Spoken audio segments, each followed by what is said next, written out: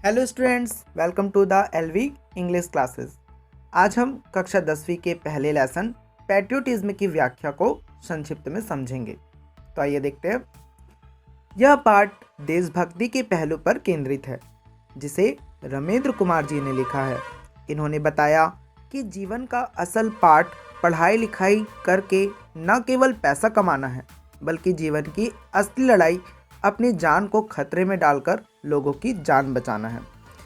इस प्रेरणादायक कथा में नाना जी अपने पोते से देश सेवा का अर्थ बताने के साथ साथ जीवन का सच्चा पाठ पढ़ाते हैं।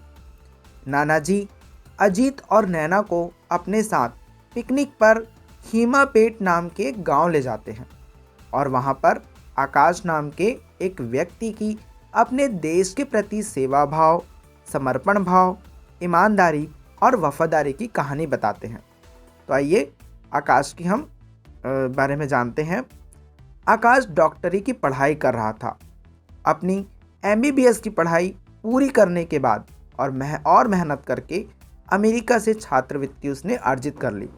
उसने स्नातकोत्तर की उपाधि प्राप्त किया और वापस आने का फैसला किया, जिससे उसके पिता उससे बहुत नाराज हुए। किंतु आकाश जिद्दी था।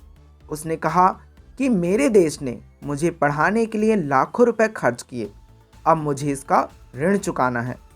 उसका तरीका है यहाँ के लोगों की सेवा करना।